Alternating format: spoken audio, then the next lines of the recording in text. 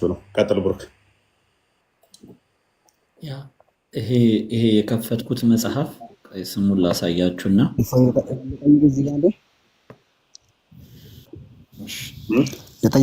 ለጠይቅህ እዚህ ጋር ለፈጣሪ አይነገርም ባልክበት ሀሳብ ላይ ማለት ነው። ኦኬ ይሰማል? አዎ ትሰማለህ። አሁን እግር ወይ እጅ የሚለው ለፈጣሪ አይነገርም እያላችሁ ነው አይደል? አሁን እየተባለ ነው አሁን በዚህ አይደል? ኦኬ አዎ። እሺ ለፈጣሪ እንትንስ አሁን እውቀት ለምሳሌ እውቀት አለው ብለን ማናገር እንችላለን አይደል? እንደ ፈጣሪ እውቀት አለው ስትል ምንድን ነው እሱ?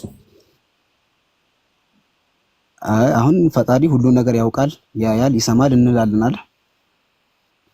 ያ ለማየት ግን ኮንተንጀንት ነው ብለህ ታምናለህ ፈጣሪ? አይ ብቻ እንዲህን እየጠየቁን አሁን እውቀት አለው ብለን እናምናለን አይደል? እውቀትም ስትል ያ ያለም ስትል ኮንተንጀንት ነው ብለህ ታምናለህ? ፈጣሪን ኮንተንጀንት ነው ብለህ ታምናለህ? አይ ልጠይቅና ወደዛው እንሄዳለን። አሁን እውቀት አለው እያልን አይደል? አሁን እሱ እሺ የሰው ልጅም እውቀት ይኖረዋል። አሁን ታዲያ እውቀት የሰው ልጅም አለው ፈጣሪም እውቀት አለው፣ አልተመሳሰለብንም? መልካም። ያንተ እውቀት ኮንተንጀንት ነው አይደለም? ኦኬ እሺ፣ ያንተ እውቀት የተገለጠልን ነው የምታውቀው አይደለ? የምታየውስ የሚታይ ነገር ነው የምታየው አይደለ? ኦኬ። ፈጣሪ እንደዛ ነው ጥገኛ ነው ብለህ ነው የምታምነው? አይ እንደዛ አይደለም። እሱ ምንም ነገር አይጋርደውም፣ ሁሉም ነገር ያያል፣ ያለ ገደብም ያውቃል ብለን እንላለን። ያ አንደኛ አንተ የነገሮች ጥገኛ ነህ፣ ለማየትም ለማወቅም የነገሮች ጥገኛ ነህ። ፈጣሪ ግን የነገሮች ጥገኛ አይደለም።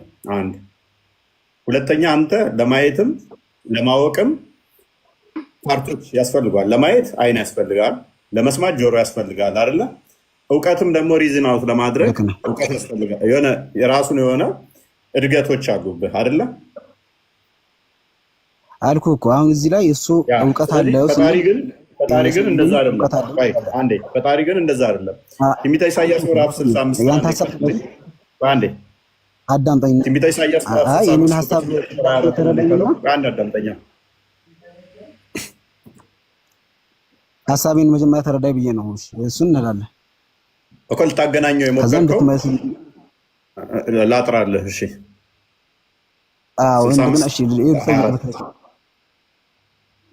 በትክክል ጠይቅህና ማለት ነው። እውቀት የሚለው የሰው ልጅም አለው አምላክም አለው እውቀት። አሁን የሰው ልጅም እጅ አለው አምላክም እጅ አለው ብንል የአምላክን እጅና የሰውን እጅ ለምን እናመሳስለዋለን? የሰውን እውቀትና የአምላክን እውቀት እንዳለመሳሰል ነው ሁሉ ማለት ነው። ኦኬ እሺ፣ አንድ አዳምጥ። ኦኬ መጽሐፍ ቅዱስ እንደዚህ ይላል፣ እንዲህም ይሆናል ሳይጣሩ እመልስላቸዋለሁ፣ ገናም ሳይናገሩ እሰማቸዋለሁ ይላል። ይሰማል ያውቃል አይደለ ፈጣሪ? ልክ ነው። አዎ እሱ እኮ ያለምንም እንትን ይመልሳል ሁሉ ነገር ያለምንም። ፕሊዝ አንተ የምታውቀው የነገሮች ጥገኛ ነህ አይደለም? የምታውቀው የተገለጠው ወይም የምትሰማውን ነው አይደለ? አዎ። አንድ ሰው ሳይጠራ ትሰማለህ? አልሰማም። የዛሬ ዓመት እኔ ነገ ሳልጠራ ዛሬ ላይ ሆኜ ነገ እንደምጠራ ዛሬ ትሰማለህ? አይ እሱንም አልሰማም፣ አላውቅም። ስለዚህ ለምን ታገናኘዋለህ? ማይገናኝ ታዲያ። ፈጣሪ ግን ይሰማህ ዘንድ ያንተ ድምፅ አያስፈልገው። ያንተ ድምፅ ማያስፈልገው ከሆነ ፕሊዝ አደረበኛ ሳትጣራው የሚሰማህ ከሆነ ገና ሳትጠራ ገና ሳትሰራ የሚያውቅህ ከሆነ እውቀትን ያንተን እንዳንተ ዲፔንደንት የእንትኖች ለምን ታደርገዋለህ? እኔም አውቃለሁ እሱም ያውቃል የሚል እውቀት የሚለው በራሱ ሊሚቴሽን ስላለው ማለት ነው፣ ገደብ ስላለው። እውቀት የሚለው ራሱ አወቀ አንድ ነገር ከተባለ ፕሮሰስ ስለሆነ አንዴ ፕሊዝ አወቀ የሚለው ራሱ ፕሮሰስ ስለሆነ ለፈጣሪ ግን የሆነ እንደዚህ እውቀትን እንደ ፕሮሰስ አድርጋ ማምጣትም ስለሌለበት የሆነ ጥገኛ ስላልሆነ የሆነ አካል ላይ የሆነ እንትን ላይ ይሄ እንደዚህ ሆነ የቀይ ነው የጥቁር ነው የትክክል ነው የስህተት ነው የሚሉ በእንደዚህ አይነት ውስጥ ነው አንተ አወቅኩ የምትለው እያገናዘብክ ከዚህ ይሄንኛው ይሻላል ይሄንኛው ከዚህኛው ይሻላል እያልክ ነው። ፕሮሰስ ነው እውቀት በራሱ ማለት ነው። ለፈጣሪ ግን እንደዛ አይደለም አልኩ። በፕሮሰስ ከሆነ እጅና እግር ላይም እንደዚህ ማድረግ ለምን አንችልም? ይህን ፕሮሰስ ለምን እናመጣለን? ይሄኛውን በዚህ አይነት በእኛ ቅርጽ ለምን እናደርጋለን? መልካም እንደዛ እንዳናደርግ ለምን እንደሆነ ታውቃለህ? እሺ ኦኬ። እንደኛ እንዳናደርገው የሚገድቡን ነገሮች አሉ። እንደኛ አይደለም ብለን እንዳንይዘው ሎክ አላህ ቀኝና ግራ እጅ አለው አይደለ? አለው። እሺ እንደሱን አላውቅም። እሺ ያ ግራና ቀኝ ግራ ይባላል አለው። ያው ባለፈው ዲቤት ላይም ካየው ጠይቄው ነበር ይሄን ጥያቄ ግራና ቀኝ ነው ወይንስ ቀኝ ብቻ የሚል ጠይቄው ነበር። ግራና ቀኝ የሚል ነው መለሰው አለ ሐዲስ። ኦኬ ግራና ቀኝ ካለው ይሄውን ዳይሬክሽን ነው። በደንብ አስተውል። ግራና ቀኝ የሚለው ንግግር አቅጣጫን ይዞ የሚመጣ ነው። የፍጡር ባህሪን ይዞ የሚጎትት ነው። ግራና ቀኝ የፍጡር ባህሪን የሚጎትት ከሆነ ሳትፈልግ አሁን ወደ መመሳሰል ውስጥ መጣብህ ማለት ነው። የፍጡር ባህሪን ጎትቶብህ መጣ። ምን የሚለውን እጁ ብቻ ሳይሆን እጅ የሚለው መመሳሰሉ ብቻ ሳይሆን የፍጡር ባህሪን ምን አመጣብህ? ዳይሬክሽን እና ዳይሜንሽን እንትኖችን አቅጣጫ ዞብህ መጣ። ግራና ቀኝን ዞብህ መጣ። ግራ አለ፣ ቀኝ አለ። እነኚህ ደግሞ ግራና ቀኝ በስፔስ እና ፕሌስ ውስጥ የሚገለጡ ናቸው። አንደኛው ይሄ ነው። ሁለተኛው እጁ ራሱ 5 ጣቶች አሉት። ሁለት እጅ መሆኑ ከኔ ጋር መመሳሰሉ ብቻ ሳይሆን 5 ጣቶች አሉት። ሌላኛው ችግር ነው። እስቲል ይሄንኛውን እንለፈው ብንል ደግሞ እስቲል አሁንም ደግሞ ምን ያመጣባል? መዳፍ አለው። ኦኬ ይሄንን የምንለፈው ብንል ይታያል። የሚታይ ነገር በሙሉ ደግሞ በደንብ አስተውል። የሚታይ ነገር ዳይሬክሽን ያለው የሚታይ ነገር ከሆነ ደግሞ የቦዲ ባህሪ ነው። የሚታይ ከሆነ ዳይሬክሽን ካለው የቦዲ ባህሪ ነው። መሄድ መምጣት ደግሞ ስቲል ይነገርለታል ያ አካል። ስለዚህ ይሄ አካል አዎ አንተ እንዳልከው ከኔ ጋር ላይመሳሰል ይችላል። በምኑ በመልክ በመጠን ላይመሳሰል ይችላል። ቦዲነቱን ግን አይለቅም። አልኩ እኮ አሁን እኮ እንደምልህ እጅን በለው ጣትን በለው መዳፍን በለው ያንን ነገር እኛ ጋር አምጥተን ለምን እንመስለዋለን? አሁን ጥያቄ ገባ አይደለም? አንድን እውቀትን እኛ ላይ አምጥተን እንዳልመሰልነው ሁሉ እውቀት አሁን ለምሳሌ ብዙ አይነት እውቀቶች አሉ፣ ይለያያል፣ ነገር አለ። ያንን አምጥተን እኛ ጋር እንዳላመጣነው ሁሉ ሳሊ የሰጣውን ነጥቦች መጠበቂያዎቹ እንዳይመሳሰል አይመሳሰልም እንዳንል እኮ እንትን ያለን ምንድነው? እሱ መመሳሰልን እና አይመሳሰል። እሺ ሰዋት አለመመሳሰሉ ሳሊ ምን መሰለ ካርሚታ አይመሳሰል ብዬ ከአንተ ጋር ተስማማው ችግር የለብኝም እኮ ነው። ፕሊስ ካርሚታ አለመመሳሰሉ ቦዲነቱን ዲናይ እንድታደርግ አደርገው። ኦኬ እሱ 5 ጣት አለው፣ እኔም 2 እጅ አለኝ። እሱ 2 እጅ አለው፣ እንደኔ 5 ጣት አለው። ግራና ቀኝ አለው፣ እኔም ግራና ቀኝ አለኝ። አዎ ከኔ ጋር አይመሳሰልም። ሰዋት የሱ ቀይ ትልቅዬ ሊሆን ይችላል፣ የሱ ትንጥዬ ሊሆን ይችላል፣ የሱ ጠንካራ ሊሆን ይችላል፣ ወይ ለስላሳ ሊሆን ይችላል፣ የሱ ውስጡ ክፍተት ያለው ሊሆን ይችላል፣ ወይንም እንዳርማታ ድፍን ሊሆን ይችላል። ይሄ ፖይንት አይደለም። የሚታይ ነው፣ የተገደበ ነው፣ የፓርት ጥገኛ ነው፣ ኢቭን ክፍልፋይ ያለው ነው። ይሄ ክፍልፋይ ማለት ነው። አሁን ለምሳሌ 2 ተብሎ የሚቆጠር ከሆነ 1 2 ተብሎ ጣቶቹ የሚቆጠሩ ከሆነ ፓርቲሽን አለው ማለት ነው። በሎጂክ ካወቅ ደግሞ ፓርቲሽን ያላቸው ነገሮች አንዱ ጥገኛ ከሆኑ የመከፋፈል ባህሪ ያላቸው የሚንቀሳቀሱ ፓርቲሽን ያላቸው የሚከፋፍ አንዱ ከአንዱ ውጪ ጣቱ 5 ነው ከተባለ 5 ጣት አለው ከተባለ አንደኛው ከአንደኛው ጣት ይለያያል ማለት ነው። ወይም በመጠኑ ሊሆን ይችላል፣ ወይም በመልኩ ሊሆን ይችላል፣ ወይንም ደግሞ በሁሉም ነገሩ ሊለያይ ይችላል። እነኛ አንዱ ከአንዱ የሚለይበት ፓርቲሽኑ በራሱ ደግሞ ፍጡር ወደ አለመሆን ወይን ይመጣል። ፍጡር ነው ከተባለ ደግሞ ጣቶቹ ራሱ የተለያዩት የተከፋፈሉት ከፍጥረት በኋላ ይሆናል ማለት ነው። ይሄ ደግሞ አላህ ምን ሆኗል ማለት ነው? ቼንጅ አድርጓል፣ ራሱ ላይ ለውጥ መጥቶበታል ማለት ነው። እያንዳንዱ የሚሄድ የሚመጣ ገደብ ያለው ነገር እሱ ደግሞ ሆሉ በፓርቶች የተገነባ ከሆነ ፓርቶቹ ፒረር ይሆናሉ ለሆሉ ማለት ነው። ይሄ ደግሞ ምንና ያመጣባል መሰለ? የመከፋፈልና ለአደጋ ኤክስፖዝድ የሆነ ነው። ሶ ኮራፕትድ የመሆን ቻንሱ ሃይ ነው። ኮራፕትድ ነው። በየትኛውም ሎጂክ ኮራፕት ነው የሚሆነው። ኮራፕት የሚሆን ነገር ሁሉ ደግሞ ምንድነው? ፍጡር ነው። እስቲል ከኔ ጋር አይመሳሰልም ብዬ በወስድልህ ራሱ ኮራፕት ከመሆን አይተርፍም ማለት ነው።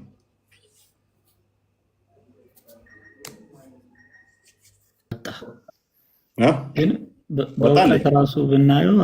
በእውቀት ራሱ ብናየው አሁን ዛሬ እፎይ ያወራኸውን አላህ ነገ ነው የሚሰማው። ምን ያህል ያውቃሉ? ይህንን ራሱ ሙስሊሞች ያ ወደ ቅርቢቷ መጥቶ ከዛ በኋላ በማግስቱ ሌሊት ነው የሚሄድለት። ነገ ይሰማል። ከዛ የእፎይ መጥፎ ንግግሮች ሲያበሳጩት ክብደቱ ይጨምራል። ክብደቱ ሲጨምር ማናቸው ቀድመው የሚያውቁት? ኩርሲውን የሚሸከሙት ናቸው። ከዛ ሰላዋት በቃ ጸሎት ምናምን ያደርጋሉ። አላህ ይረጋጋል ማለት ነው። ወደ ራሱ ወደ ነበረበት ስቴት ይመለሳል። ይኸው ኢብኑ ተይሚያ ነው ያለው ከኢብን መስዑድ የመጣ ሐዲስ። በእናንተ ዘንድ 24 ሰዓት በአላህ ዘንድ ስንት ነው? እንደ 12 ሰዓት ነው አለ። ሐዲስም አለ እኮ በማግስቱ ሌሊት ጸሎቱ እንደሚወጣ ጋይድ አንብበው። ኢብኑ ተይሚያ ቀደም ያላችሁት ኮርቻው የሚንቀጠቀጥበት ነው። በአላህ ኮርስ እንትኑ ላይ አርሹ ላይ ሲቀመጥ እንዲህ 4 ጣት የምታክል ክፍት ቦታ እንዳለችው ይናገራል። 4 ጣት ክፍት ቦታ አለው። አርሹ ይበልጧል ማለት ነው አላህን። የአላህ ተሸካሚ የአርሹ ጥገኛ ነው ራሱ አላህ። ቆይ ላንብብላችሁ። ይኸው ኡስማን ኢብን ሰዒድ ደግሞ ዘገበ እንዲህም አለ፣ ዑበይደላህ ኢብን ረጃ ነገረን፣ እስራኤል ከአቢ ኢስሐቅ እርሱም ከአብደላህ ኢብን ኸሊፋ እንደነገረው አንዲት ሴት ወደ ነቢዩ መጣችና ወደ ጀነት እንዲያስገባኝ ወደ አላህ ዱዓ አድርግልኝ አለችው። እርሱም ነቢዩ ጌታን እጅግ አላቀው አገዘፈው። ከዚያም እንዲህ አለ፣ የእርሱ ወንበር ወይም ኩርሲው ሰማያትና ምድርን ሰፋ፣ እርሱም በእርሱ ላይ ይቀመጣል። ከእርሱም ከወንበሩ የ4 ጣቶች ያክል ስፋት ብቻ እንጂ አይተርፍም። መሐመድ የሚቀመጥባት ማለት ነው። በቂያማ የ4 ጣቶች ስፋት እንጂ አይተርፍም። 4 ጣቶቹንም ዘረጋ አለ። መሐመድ 4 ጣቶቹን ዘርግቶ አሳያት ነው። እንዲሁም ከባድ ሰው በሚቀመጥበት ጊዜ አዲስ ኮርቻ እንደሚያሰማው አይነት ድምፅ ጩኸት ከእርሱ ከወንበሩ አለው ለወንበሩ አለው ይላል። ይንቃቃል የአላህ አርሽ ሲጢጢጢጢ ይላል። ሌላኛው አስቸጋሪው ምንድነው? ማንኛው እንትና ሲሞትም ደግሞ ሲጥ ብሎ ነበር። ግን ቆይ ስለዚህ አላህ ተነስቶ ነው ሙሐመድን የሚያስቀምጠው ወንበሩ ላይ ታዲያ? አይ ጎን ለጎን እኮ ነው የሚቀመጡት። አሁን ልዩነት የሙሐመድ ጌጥ ወንበር 4 ጣት ማስቀመጫ ላይ እንዴት ነው የሚበቃው? በአላህ ጣት ተለክቶ ይሆናል። 4 ጣት ላይ እንዴት ነው እሱ? በአላህ ጣት ተለክቶ ይሆናል። አንተ ግዙፍ ነው ግርንግድ ነው ግን አለ በአላህ ጣት ተለክቶ ይሆናል። እሱ ግን ፍጡር ነው ወገኖቼ፣ ይሄ ፍጡር ነው። ምንም ከማን ተወለደ? ፍጡር ነው።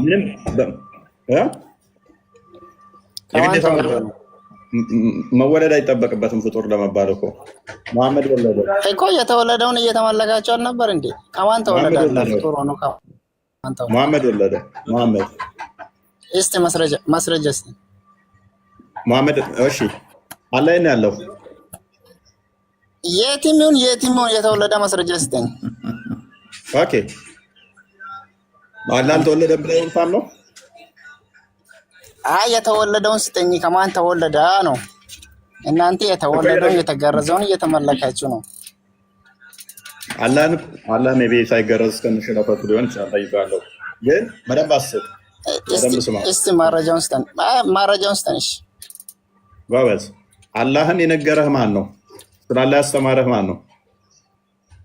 እሱ ማንም ይሁን ማንም የተወለደውን ነው ያልኩት። ከማን ተወለደ ነው? ኢየሱስ ክርስቶስ ከማርያም ተወለደ አይደል? ሙሐመድ የጭንቅላቱን ፈጠራ ውጤት ወልዶ አምጦ የወለዳትን ከጭንቅላቱ ለእናንተ ነገራችሁ። ውሽዝ የሙሐመድ ውጤት ነው። አላህ ሙሐመድ ነው የወለደው። አላህ የሚባል አምላክ አለ። እግር ያለው ባት ያለው ጋነም እግሩን የሚከት ጭንቅላት ይኖር አይኖረው ብላችሁ እንድትከተሉ ይሄን ወልዶ የሰጣችሁ አላህ ማን ነው? መሐመድ ነው። አላህ ተንፍሶም አያውቅም። አንድ ቀንም ተንፍሶ አያውቅም። አላህ ማውራ ከጀመር ቆይቷል እኮ አንተ ልጅ አይደለም እኮ ሲማ እንዳይደብር ችግር የለም። እሺ መሐመድ አይደለም አላህ ነው የነገራችሁ? መሐመድ እኮ ነው የነገራችሁ። ስለዚህ መሐመድ አይደለም ከሱም በፊት ብዙ መልእክተኞች አሉ። መሐመድ ብቻ አይደለም ስለ እስልምና ስለላ የሚያወራው ማለት ነው። ማንም እሱ እንደዛ አይደለም። ለምን ማረጃውን ለምን አታወጣኝም? የጠየቅኩህን ጥያቄ ማረጃ አውጣ እስቲ። አላህ ከማን ተወለደ? ማረጃውን አውጣ በቃ። ነገርኩህ እኮ ወንድማችን። ሰው ነገርኩህ እኮ ሰው ይታዝባል። ብዙ ሰው እያያ ነው ያወራውን ነገር ማረጃ ጠየቅኩኝ መልስ። አላህ ከማን ተወለደ ነው። አረብኛ ማንበብ ትችላለህ? እፎይ አይደለም አቶ ፉአድ አላነብ እሱን አንብባለሁ አላልኩም። እሱን አንብባለሁ አላልኩም። ያው ማስረጃ ልሰጥህ እኮ ነው። ምን የምን ማረጃ ነው? ምን እምል ነው? አምላክ ከፈለገ ከኮረላይኖች ጋር ለአንተ ከተዘጋጁት ሴቶች ጋር ግንኙነት አድርጎ መውለድ እንደሚችል አላህ። አዎ አላህ። እሱ ከማን ተወለደ ነው የሚል እኮ አላህን ማን ወለደ ነው። ኦኬ አያቱን ላሳየህ። አያቱን አሳየው በቃ። አያቱን ላሳየህ። አያቱን እናሳየው። ቆሮሙ ተጠረጉኛ በቃ አያቱን እናሳየህ። ጎበዝ፣ እንደውም የተሻለው እሱ ነው። አላሁ አክበር። አይፎይ እውቀት ይገርማል። ግን ጂኒዎች ስላለ አያት የመሰከሩትን ላሳየህ። አያት ማለት በአረብኛ አያት ምን ይባላል? ፉአድ ምን አውቃለሁ? አላውቅም። ጠይቀኝ አላልኩም። ያለህን አያት እኮ ልናሳየህ ነው። አያት እንግዲህ አባት ቢኖረው ነው አያት ቢኖረው። ከማን እንደተወለደ አሳየኝ ነው። ከማን እንደተወለደ አሳየኝ ነው። ማን ነው ወለደው? አላህ ነው ወለደ። ማን ነው? ልናሳየህ ነው። አያቱን ካገኘው አባቱን ትፈልጋለህ። ቢቀድሪ ጣይ እናመሰግናለን። በቃ ለምን አልሄድክም? ውይይቱን ለምን አልሄድክም? ቆይ ጧና አዘጋጃት። ለምን ቀርተህ ነው? ቆይ ፈሪ በእናትህ እዚህ ጋር እንትን ቀጠቀጥ ቀዳል ቆይ ታዝ ሴጣን ጆሮ ሸንቶበት ነው። ጧና እንዲያሳያቸው ክርስቲያን ቪዲዮ አለ። ጀዱ አበሪም እንዳለ ታውቃለህ? እፎይ ይህንን ክፍል ሲፈታው የማህይም ጂኒ ንግግር ነው አለ። የደንቆሮ ጂኒ ንግግር ነው ይሄ አለ። ታዲያ ጂኒው ገና ከድንቁርናው ሳያላቀቅ ነው እንደ ስለ አላህ ሊመሰክር ቁርአን ላይ መጣው። ገና አላህን ሳያቅ ነው መጥቶ ሚስትም ልጅም አልያዘ የሚለው ጂኒው ገና ድንቁርና ላይ። እንዴት ነው ደንቆሮች ለአላህ የሚመሰክሩት ቁርአን ላይ መጥተው? ያውም ጂኒዎች ማለት ነው። ያሳዝናል። አያቱን ሊያሳዩን ነው። ጧና አብዝተዋታል። ጧና አሳያቸው ክርስቲያን አናታያቸው። እስከዛ ቅድም እፎይ እየተናገርከው በደንብ መነገር አለበት ብዬ የማስበው ኧረ ተው ቆይ ሚዩት አድርግ ቅድሚያ።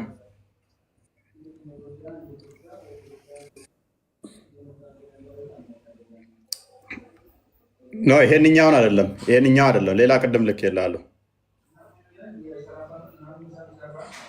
ይሄ ዶሮ የመጀመሪያው ነው። ቀጥል ቢኒ።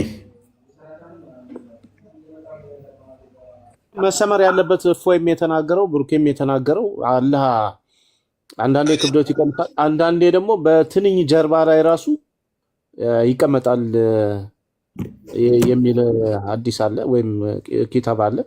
ባይዘዌ አምላካችሁ አላህ ትንኝ የሚያዝለው ነው። ትንኝ የሚያዝለው ባይዘዌ በትንኝ ጀርባ ላይ የሚቀመጥ በትንኝ የሚታዘል ደካማ አምላክ ነው ባይዘዌ የተገለጠው። አንዳንዴ ደግሞ በጣም ሲናደድ ክብደቱ ጨምሮ ደግሞ መላእክቶችን ያስጨንቃቸዋል፣ ክብደት እየጨመረ ማለት ነው። እና በትንኝ የሚታዘል ደካማ አምላክ አላህ ለምንድን ነው እሱን የምታመልኩት?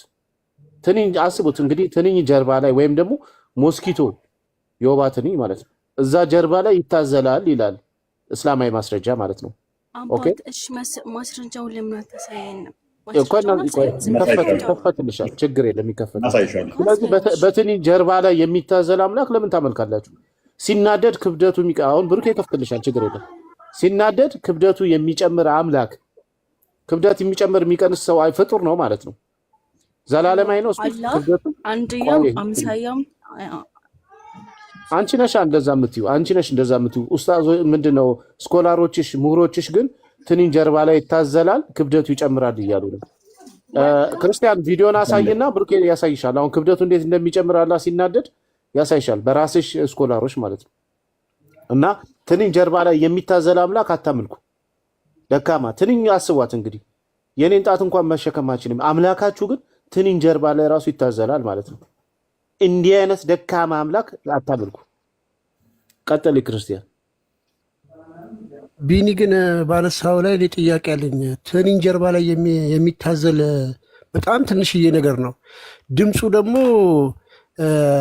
ድንጋይ ላይ እንደሚጎተት ሰንሰለት ነው ይላል እኮ ቡሃሪ ሐዲስ ላይ አለ። ቡሃሪ 7481 ላይ አላህ መላኢካዎችን ድምፅ ሲያዛቸው የሚያወጣው ድምፁ በጣም እንትን ከመሆኑ የተነሳ ድንጋይ ላይ የሚጎተት ሰንሰለት እንዴት ነው ኮኮኮ ነው የሚለው እኔ እንጂ አላውቅም። እና እንደዛ ነው ድምፅ የሚያወጣው ይላል። ከትንኝ እንደዚህ አይነት ድምፅ እንዴት ሊወጣ ይችላል? ትንኝ ጀርባ ላይ ከሚታዘል ማለት ነው፣ ከትንሽዬ አካል። ይሄ በጣም ከባድ ነው።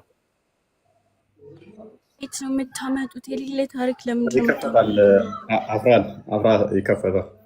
ቀጥል ቋን እናሳያቸው አንዴ ዘና እንበል እስቲ። የሌለ ታሪክ ለምንድን ሰሞኑ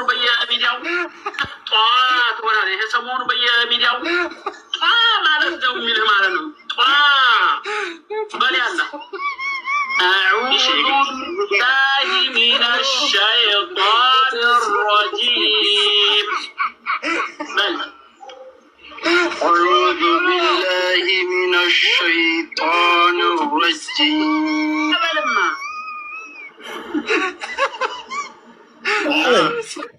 No.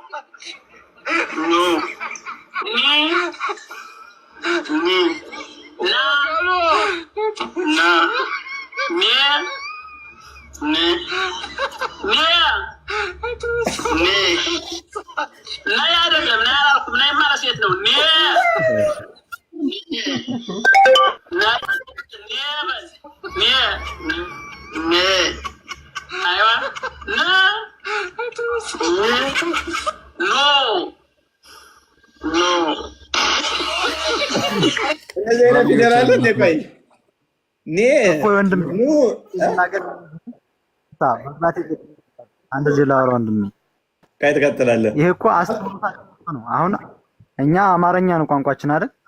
እኛ ደግሞ ቁርአናችን በአረበኛ የተጻፈው አይደል? ስለዚህ እኮ የሚያስፈልግ ምንም እንትን የሚል ነገር የለውም።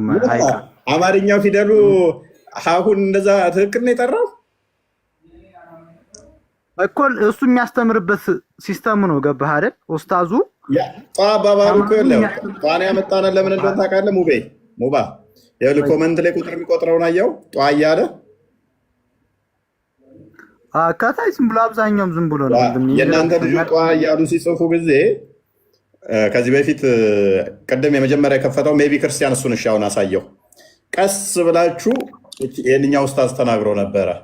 ከዛ የዚህኛውን ያዘና ደግሞ ያንኛው ሰሞኑን እየተዛመተ ያለ ጧ ምትል ስለዚህ ጧ ምናምን ነገር ሲል አባባሉ ኢንተርቴን ስለሚያደርግ ነው ስለሚያስብ እንትን እያስተማረ ያለው ኡስታዙ የእንትኑን ነው። ገባህ? እኛም በክፉ ይባላል ነው እሱ አንዴ ሙባ እያስተማረ ያለውን እኮ በክፉ የፈረጅንበትም የለም እኮ እንደዚህ ኢንተርቴን እሱ ለማዝናናት ነው እንደዛ የተጠቀመው ለማሳቅ ነው እሱም እንጂ ጧ በል ሰሞኑን ጧ እየተባለ አይደለ እንደዛ ብለህ ቅራ አቡዙ ቢላሂ ሚን ሸይጣን ረጂም በል ሲለው ጧ በል ምናምን ነገር እንደዛ በል እያለው ነው እያዝናና እንትን እያለ ነው ዊናው ዳት ሪስፔክት እናደርጋለን እሱን እኛም እሱም ለማዝናናት ለመሳቅ ነው ያደረገው እኛም ደግሞ ተሳሳተ ምናምን ብለንም የተናገርነው የለም። ይሄንኛውም በተመሳሳይ እንደዛ አለ። ኮመንታችን ላይ ጧጧ ብለው ሲጽፉ ያኛውን ስላስታወስ ነው። ቀጥል ክርስቲያን። ያ ዋናው ጧ ይሄ ነው። አክቹዋሊ ሴትዮ ቢክራ ሆና በሷ ላይ በነገራችን ላይ ከአላህ በላይ የሚማሩት ስለዚህ ነው። ይህንን በዛው ይውልኝ። ይቺ ሴትዮ ቢክራ ሆና በሷ ላይ በሚገባበት ሰዓት ምን ያደርጋል? ድንገት ይቺ ሴትዮ ሳታስብ መግፋት የለበትም። ስጋ የሰውነት ክፍል ምን ይላሉ ሼኹ? ቀስ ብሎ እያጫወተ ቢክሯን መውሰድ አለበት።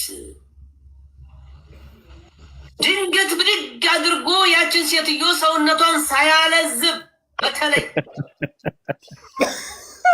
አንዳንዶችማ በቃ ጦርነት የገጠሙ ነው ይመስላል። ጦርነት የገጠሙ አንደኛው ምንድን ነው? እኔ እንደው ብዙዎች ድንገት ብድግ አድርገው በቃ እንደሚያደርጓቸው ግንኙነት እንደሚያደርጓቸው ነው። በቃ ከዛ በኋላ ፍቅር የሚባለውን ነገር አላውቅም የሚሉ ሴቶች ገጥሞ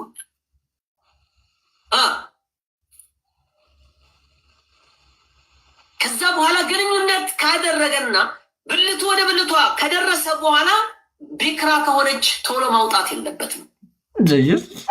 ሰው ላይ አረጋግቶ ይዞ እሷን ህመሟን እንዲተዋት ማረጋጋት መቻል አለበት። ወላሂ ይሄ ጉዳይ በጣም በጣም ብዙ ሴቶች በድንግልነታቸው በልጃገረድነታቸው እንዲህ አይነት ሙፋጃአ ግንኙነት ተደርገው ወንድ የሚባል አስጠልቷቸው ትዳር የሚባል አስጠልቷቸው የአልጋን ጣዕም አናቅም የሚሉ ሴቶች ብዙ ሴቶች ገጥመውኛል። ብዙ ሴቶች ነግረውታል። ይሄንን ተጠንቀቁ። ቢክራ የምታገባ ወንድ ቢክራ ሚስትን ስታገባ ቀስ ብለክ አለሳልሰክ በቃ ያንን የስጋ ክፍል ቀስ ብለህ መቁረጥ መቻል አለበት። ልክ በምላጭ እንደምትቆረጠው ቀስ አድርገህ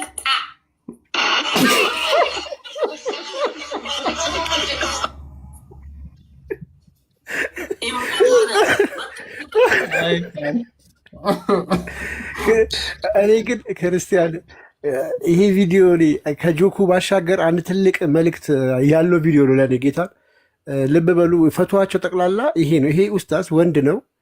በእስልምና ከሴቶች ጋር እንደዚህ አጅነቢ ከሆነ ሴት ጋር መገናኘት የለበትም። ብዙ እንደዚህ አያወራም። ግን መሰረታዊ በጥያቄ ነው የሚያገኛቸው። ብዙ ሴቶች ለእሱ የሚነግሩት ምንድን ነው? እንደዚህ አይነት ስሞታ ነው፣ እንደዚህ አይነት ብሶት ነው፣ ችግራቸውን ነው። ፈትዋዎቹ ላይ ባሌ እንደዚህ ያደረገኝ፣ እንደዚህ ስሜት የለኝም፣ ዲቴይል ነው ገብቶ የሚያወሩት። ይሄ ራሱ ይሄ ቪዲዮ አንድ ምስክር ነው። ፕላስ ስለ አምላካቸው ግን ጭንቅላት ይኑረው አይኑረው የሚያውቁት ታሪክ የለም። ኡስታዞቹ የሚጠየቁ እነሱ የሚያስተምሩት ታሪክ የለም። ኡስታዞቹ የሚጠየቁት ስለ እንደዚህ አይነት ነገር ነው፣ ስለ ማህበራዊ ህይወት። ይሄ የስነ ተዋልዶ ጤና ምናምን ማህበር ነው እንጂ ሃይማኖት ሊሆን አይችልም። ይሄ ፈትዋ ገብታችሁ እዩ። እንዳለ የሚጠየቀው ስለ መለኮታዊ ስለ አምላካቸው አንዲት ጥያቄ የለም። አንድ የሚጠይቅ የለም፣ የሚያውቅም የለም። አላህ አንድ ነው፣ አይወልድም አይወልድም፣ ጌም ኦቨር አለቀ። ከዛ ስዋል ይተነትነዋል። እንደዚህ እንግዲህ የስነ ተዋልዶ ትምህርት ነው እንጂ እና ከቀልዱ ባሻገር ይሄም ነገርን በደንብ መታየት አለበት ብዬ ስላስብኩ ነው። ያ መማማራቸው ጤናማ ሆኖ ሳለ እንትራም እንዳለው ቃል እንዳለው ስለ አምላካቸው ሲሆን ግን ሁሉም ቤዳ ኬፍ ነው፣ አልተገለጠም፣ አናቅም ነው። ይሄ በጣም አስቸጋሪ ነው። ስለ አምላክ ሳታቅ ኢንዲቴል ስለ ወሲብ ብቻ ከሆነ የምታውቀው ምንድን ነው ህይወት የሚሆነ ካደ ይሄ በጣም አስቸጋሪ ነው። ይሮጣል፣ እንዴት እንደሚሮጥ አናቅም። ይተጣጠፋል የሚላል እኮ ኢብኑ ተይሚያ ይተጣጠፋል፣ እንደዚህ ሽሪንክ ያደርጋል። አሁን እባብ እንደዚህ ይዘረጋል ወይም ዘንዶ ይላል፣ ከዛ ደግሞ ሽሪንክ ያደርጋል ይለናል ሼኹል እስላም የሚሉት የሙስሊሞች ሼክ የሚባለው ታላቁ ሼካቸው እንደዛ የሚለው ካልተጣጠፈ እንደዚህ ካላለ እንዴት አምላክ ሊሆን ይችላል? ጭራሽ ይለናል ማለት ነው። በሽር አጎቴ ሎንግ ታይም ካየው አውራ ዶሮ አለኝ ፈለገ አርሹ ስር ያለው አውራ ዶሮ እሱን ማሳየት ይቻላል። ቅድም ቢን የሚለው ነገር ስለነበር አርሽ ስር ዶሮ ምን ይሰራል? እችኛ ቅድሚያ እንያትና ቀደም አፍራ ስለጠየቀች ወባ ትልኝ ላይ ይሆናል ብለው ክርስቲያን ስለከፈተው ቀጥላ አጎቴ ይመለሳል። ለአፍራ ነው አንዴ ለእሷን ጨርሰናት እንሂድና ወደ ሌሎቹ እንሄዳለን። ያ ቅድም ምንድን ነው አላህ ከፈለገ አርሹን በሞስኪቶ ማለትም በወባ ትንኝ ጀርባ ላይ ማድረግ ይችላል ብሎ ኢብኑ ተይሚያ ተናግሯል። ምን ይላል? ኢፍ ሂ ሃድ ዊልድ ሂ ኩድ ሃቭ ፕሌስድ ኢት ኦን ዘ ባክ ኦፍ ዘ ሞስኪቶ። አላህ ከሻ አርሹን ማለት ነው በወባ ትንኝ ጀርባ ላይ ማድረግ ይችላል። ኤንድ ኢት ውድ ሃቭ ካሪድ ኢት ባይ ሂዝ ፓወር፣ እንድትሸከመውም ስልጣን ኃይሉን ሊሰጣት ይችላል። ሶ ሃው ኩድ ኢት ቢ ካሪድ ኦን ዘ ማግኒፊሰንት ትሮን ግሬተር ዛን ዘ ሄቨን ኤንድ ዘ እርዝ። ሰማያትና ምድርን የሚበልጠው አርሽማ እንዴት አላህን መሸከም አይችልም በወባ ትንኝ ጀርባ ላይ ማረፍ የሚችል ከሆነ ብሎ ተናግሯል። አምላክን በምን እንዳይለኩት አየው፣ ግን በመጠን ነው የለኩት፣ በግዝፈት ትልቅዬ ግዙፍ የሆነው አርሽ አላህን መሸከም ትንኟ አላህን መሸከም ከተቻለች የወባ ትንኝ ጀርባ ላይ አላህ ማረፍ ከቻለ እንድትሸከመው ስልጣን ከሰጣትና ከተሸከመችው እንዴት ትልቁ አርሽ አይሸከመው ካለ ሜቢ እስኪ ክፍሉን ከፍ በልና አንብበው እስኪ ክርስቲያን። አይ ቲንክ እሱ ክፍል ላይ ይመስለኛል ከብዷቸው ነገር ከዛ በኋላ ኃይል እንዲያገኙ ምን ሱብሃንአላህ ነው ምናምን እንዲሉ ይላቸዋል አይደለ? until they thought that there is no power. Yeah, ትንሽ ከፍ በልና አንብበው እስኪ። We have been told that when they carried the throne with the mighty power. ያ አንብበው እሱን። ያ ከላይ ጀምሮ አንብበው። we have been told that እንደዚህ ተብሎ ተነግሮናል አለ። when they carry the throne ማለትም አርሹን የሚሸከሙት ተሸካሚዎች ሲሸከሙ አርሹን with the almighty above it አላህ ከላይ ሆኖ in his glory and majesty በክብሩ ምናምን they were too weak to bear it እሱን ለመሸከም እጅግ በጣም ደካማ ሆኑ፣ ደከሙ። and submitted kneeled until they were taught ከክብደቱ የተነሳ በጉልበታቸው ወደቁ፣ በጉልበታቸው ሆኑ። there is no power nor strength except with God ከዛ በኋላ እንደዚህ ብሎ ተናገሩ፣ ከአላህ ውጪ ማንም ኃይል ያለው የለም። then by God's power and will they were able to carry it ከዛ በኋላ አላህ እንዲሸከሙ አደረጋቸው፣ ኃይል ሰጣቸው ይላል።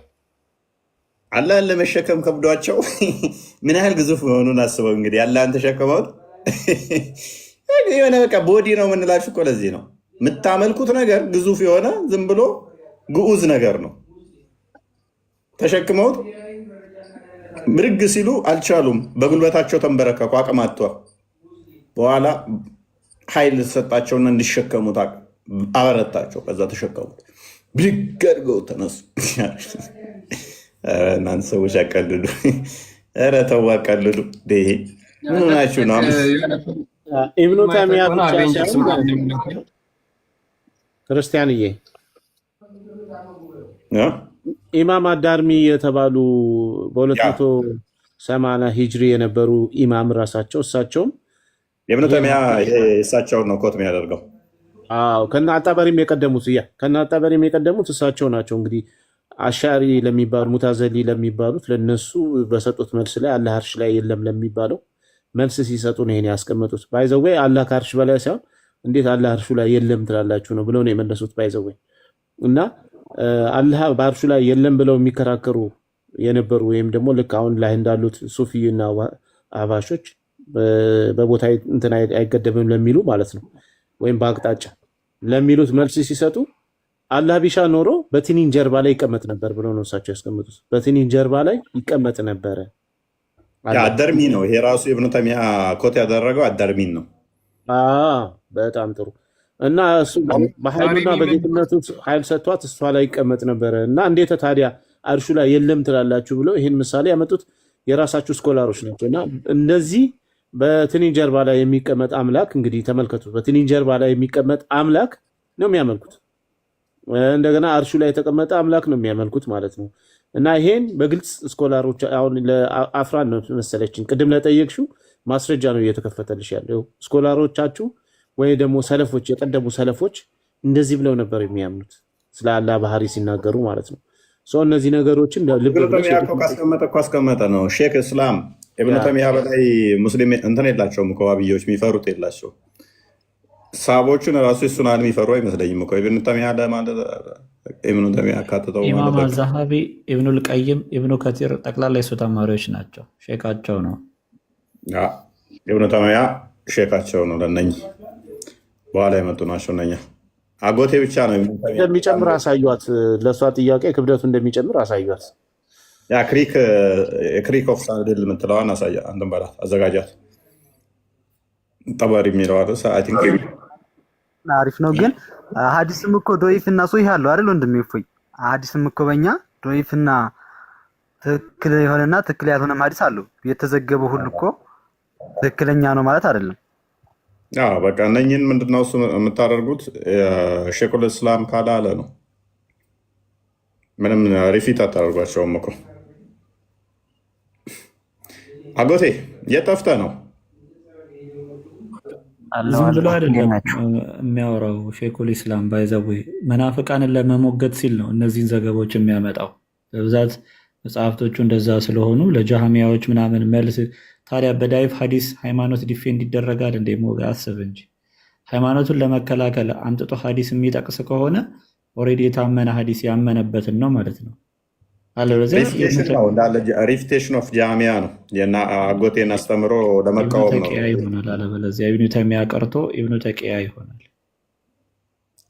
አጎቴን ለመጠለዝ ነው እንደዚህ አይነት አስተምሮ የሚያመጣው። ምክንያቱም ዋብያዎቹ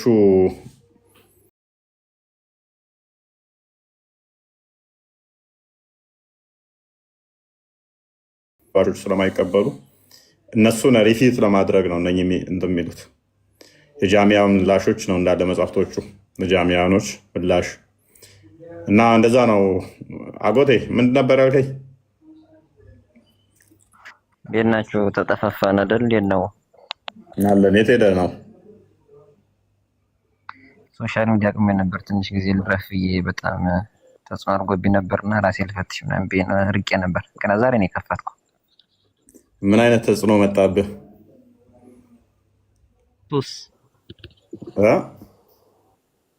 ሱስ ይዞኝ ነበር። ስትመጣ እንዴት አገኘኸው? ቲክቶኩን ሰላም አገኘኸው? አሪፍ ነው። በሳቅ ነው የተቀበላችሁ። ስቂያች ነው። ሯጩን አላህ አገኘኸው? ምናምን ሌላ ታሪክ ገብታችኋል እናንተ። እኔ የዋብያ አላህ እየሮጠ ይፈልግህ ነበረ ቢያገኝህ።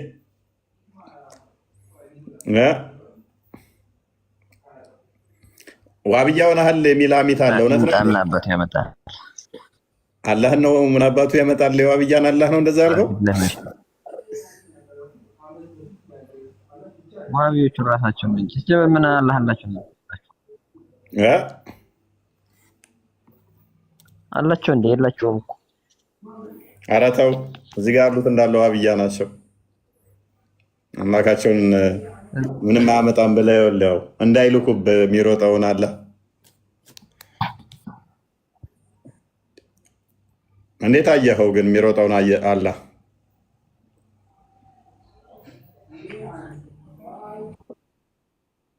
ብልጥ ብላችሁ ነው የቆያችሁ። አንደኛ ታውቃለህ፣ እኔ እንዳይልኩብህ ምናምን አንድ አላህ ብቻ ነው ያለ ዓለምን የፈጠረ። ሌላው ስሙ አለህ እያለ ሲፈልግና እንደምትገልጹት እዚህ ላይ ያለ እያሉ እንትን እንደሚሉት አሁን እንዳልከው እሱን አይደለም አላህ ማለት።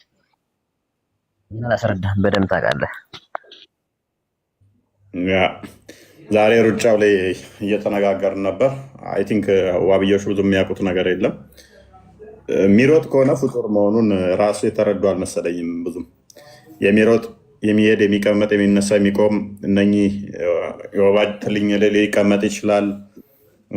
ሲሸከሙት ከበዳቸው ምናምን እንደዚህ አይነት የፍጡራን ባህሪዎችን የተሰጠው ጭንቅላት ይኖረው አይኖረው አናውቅም፣ ነገር አለው ብለው የሚከተሉት አካል ፍጡር እንደሆነ እየነገርናቸው እንኳን ስቲል የሚያገባቸው አሉ። በጣም አስቸጋሪ ነው እና አይኖስ የምታሳየው አለ። ክርስቲያን ቀጥል።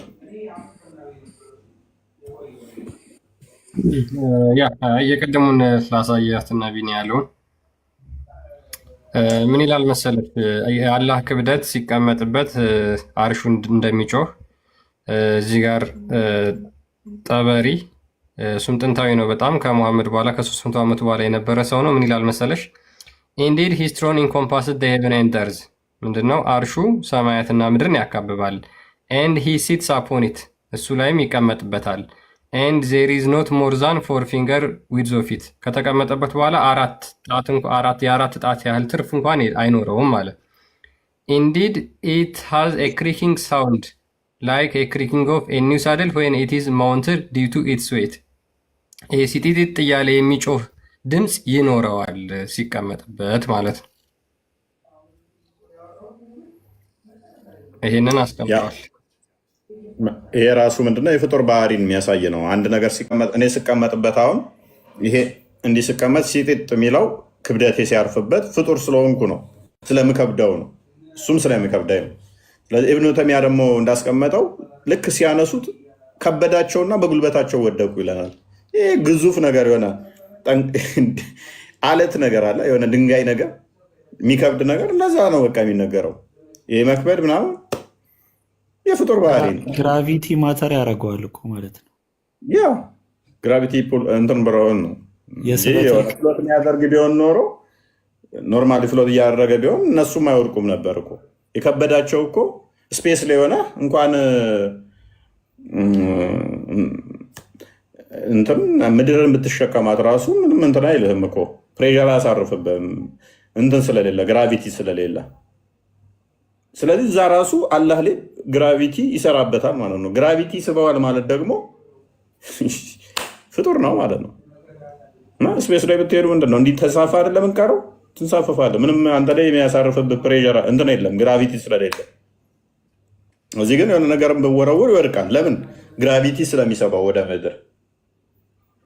ታዲያ አላህ ወደ እነሱ ላይ መጥቶ እላቸው ላይ ፕሬዠር ማሳረፍና እነሱ የሚከብዳቸው ከሆነ እሱ መሸከም ስበት ኃይል አለ ማለት ነው። እሱ ላይ ግራቪቲ ይዛለ እነሱ ላይ ኤግዛክት የሚሆን ፕሬዠር አለ ማለት ነው። ቀጥል ክርስቲያን። ያ በመጨረሻ 2 ቪዲዮዎችን ላሳያችሁና እኔ ጨርሳለሁ። ምንድነው እንግዲህ ያው ከሰሞኑ እየተፈጠሩ ያሉ ነገሮችን በደንብ ያስተዋላችሁ ይመስለናል። ዞሮ ዞሮ በተለይ በሁለቱ በአህባሽና በውሃቢያ መካከል ያለው ልዩነት በደንብ በስፋት የታወቀበት መሬት ላይ ወርዶ የታየበት ሁኔታ ነው የተፈጠረው።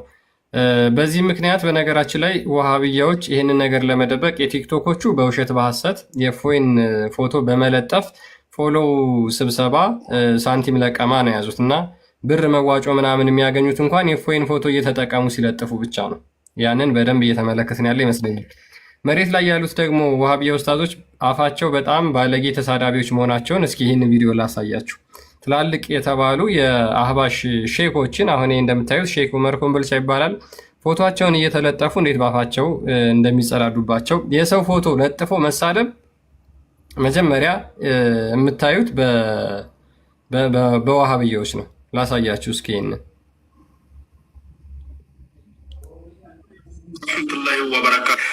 ሰላም አለይኩም ወረሕመቱላሂ ወበረካቱሁ። በነገራችን ላይ የሼህ ዑመር ይሄንን ሼህ አለው የቃሚቴውና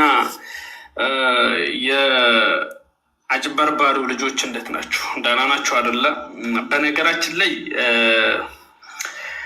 እንዲህ ብን አለባችሁ፣ እንዲህ ቆላችሁ።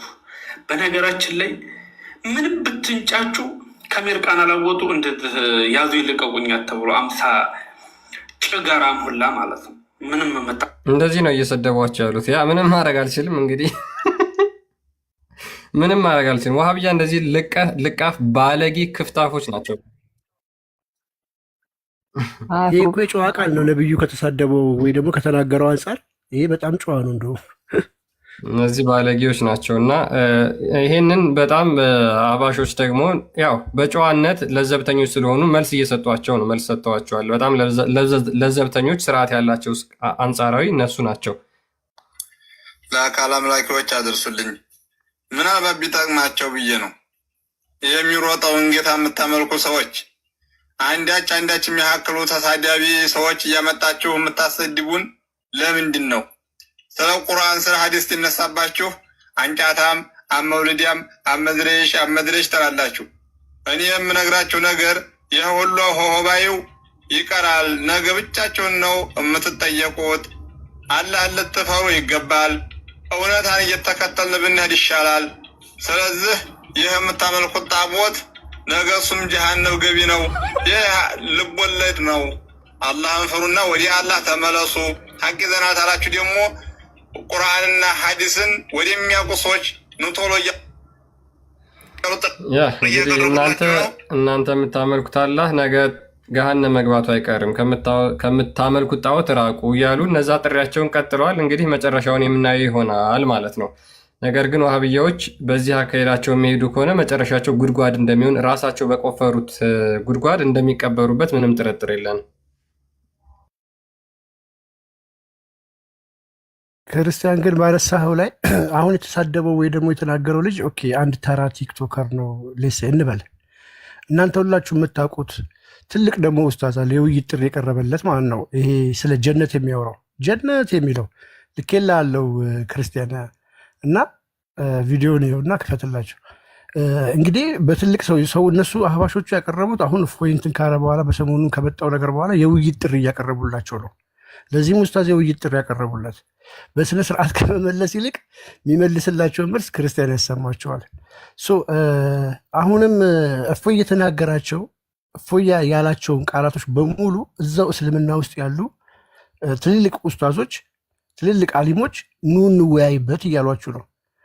እኛ ጣዖት የሚያመልክ አይደለንም፣ ጣዖት አምላኪ አይደለንም፣ የሚሮጥ አምላክ የለንም፣ እጅ እግር ባት ያለው አርሽ ላይ የተቀመጠ አይደለም ካላችሁ፣ ውይይት ደግሞ ንግግር እውቀት ከፈለጋችሁ እየለመኗችሁ ነው። ለምን አትሄዱም? ለምን አትወያዩም ከነሱ ጋር? እኛ ሰርተን ጨርሰናል። የቤት ስራችንን መስራት ያለበትን እፎይ ሰርቷል። ማሳየት የሚፈልገውን አሳይቷል። ድፍን የኢትዮጵያ ሕዝብ መነጋገሪያ ሆኗል። ብዙ ሙስሊሞች ምን ላይ እንደቆሙ እንዲገነዘቡ ነበር ማድረግ ዓላማው። አድርጎ አሳክቶ ጨርሷል። ስለዚህ ከእሱ ጋር ከእፎይ ጋር የሚያነጋግራችሁ ምንም ጉዳይ የለም። እዛው እናንተው ጋር እየጠየቋችሁ ነው። አውሯቸው። ውይይት የምትፈልጉ ከሆነ አንሌስ ሽቀላ አምሯችሁ ወይ ደግሞ ምናምን ፈልጋችሁ ከሆነ ኦፍኮርስ ነው አንድ ነገር እናውቃለን። የእፎይን ስም ካልጠራችሁ ማንም አይሰማችሁ። አንድ ሰው ነው ማይሰማችሁ። የግዴታ እናንተ ጆሮ ለማግኘት እንግዲህ ጆሮ እኮ የምታገኙት ከክርስቲያኑ አይደለም ከራሱ ከሙስሊሙ ጆሮ ለማግኘት ሲባል ብቻ በዚህን ያህል ደረጃ መዋሸት እኔ እንደ ማህበረሰብ ራሱ የዋሃብያ ዝቅጠትን ያየሁበት። ቢኮዝ አንድ ሰው እንኳን ኖ አትዋሹ ብሎ አይወጣም። ከልጅነታችን ጀምሮ እኮ ስናድግ እኔ ከእስልምና ነው የወጣሁት። ሳድግ እኮ ኢስላም አይዋሽም እየተባልኩ ነበር ያደግኩት። ይሄ ፕሮፓጋንዳ ነው ማለት ነው። ትክክል አይደለም፣ ውሸት ነው። ኢስላም ይዋሻል። የማይዋሽ ቢሆን ኖሮ ኢስላም ብዬ በጅምላ የተናገርኩት ለምንድን ነው? አንድ የተቃወመ ዋሃብያ የለም ከአህባሽ ውጭ። አንድ እየዋሻችሁ ነው። እፎይ ውይይት አልተቀበለም፣ እፎይ የውይይት ጥሪ የለውም፣ እንደዚህ አይነት ነገር የለም፣ ለምን እንዲህ ታደርጋላችሁ ብሎ የተናገረ የለም። ይልቁንስ ትልልቅ ፎሎወር ያላቸው ተደማጭነት ያላቸው የእነ አህመዲን ጀበል አክቲቪስቶች ሳይቀሩ ልክ እንዳለ አድርገው ማራገብ ነው የያዙት። ለምን ሲባል ውሸት በስነ ስርዓት በእስልምና ውስጥ እንደሚፈቀድ ይሄ ግልጽ ማሳያ ነው። ግልጽ ነው። በቃ ምንም የተደበቀ ነገር የለውም። አንዲት ቢኮዝ አንድ ሰው እንኳን ለምን ትዋሻላችሁ ያለ አባት እንኳን የላቸውም ነው ብላችሁ እፎይን ለመናገር ግን ቁጥባ ላይ ማለት ነው ጁማ ላይ ቁጥባ ይዛችሁ የእፎይን ስም ትጠራላችሁ። በእርግጠኝነት ዘንድሮ የእፎይን ስም እንደጠራችሁት የአላህና የመሐመድን ስም አልጠራችሁም። ስታቲክስ ቢሰራና ቢቆጠር ማለት ነው። ስለዚህ የዚህ ያህል ተጽዕኖ እንደደረሰባችሁ ግልጽ ነውና ይሄ በአደባባይ ላይ የምናየው ሀቅ ነው። እኛ ምንም ልንረዳችሁ አንችልም። እግዚአብሔር እኛ እናንተ ለማብሸቅም አይደለም ለመበሻሸቅም አይደለም የመጣ ነው። እናንተን ከጨለማ ማውጣት ነው። እናንተን ማዳን ነው። እናንተን እይታችሁን በደንብ እንድታስተካክሉ መቀየር ነው። አይ ማየት አልፈልግም ያለ ሰው ካልሆነ በስተቀር ይህንን ሀቅ እዚህ ሜዳ ላይ የተዘረገፈውን ሀቅ ማንም ሊክዱ አይችልም። የምትኮሩበት ኡስታዝ መጥቶ አንድ ሀዲስ አልተቃወመም። አንድ ሀዲስ እፎይ እና እሱ ተወያዩ። እፎይ የክርስትናን ትምህርት በትክክል አልተናገረም ብሎ አንድ ክርስቲያን ወጥቶ ሊናገር አይችልምም፣ አልተናገረምም። እዛ ጋር ግን ዋሃብያው ትክክል ነው፣ አህባሹ ትክክል አይደለም ነው የመጣው። ስለዚህ ይሄ ማስተማር እናንተን ማስረዳት ነው እንጂ እኛ እናንተ ጋር ብሽሽቅ የለንም። እኛ ግን አንፈልግም ብላችሁ እንግዲህ እግዚአብሔር ተጠቀለለ የሚላችሁን ኡስታዝ እንግዲህ አስቡት።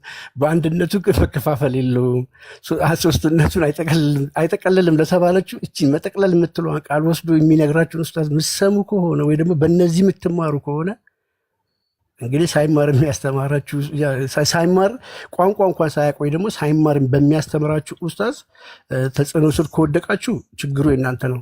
እናንተ ከሱ የባሳችሁ አላዋቂ ናችሁ ማለት ነው። ይህን ያህል ልንላቸው እንችለው። እናመሰግናለን።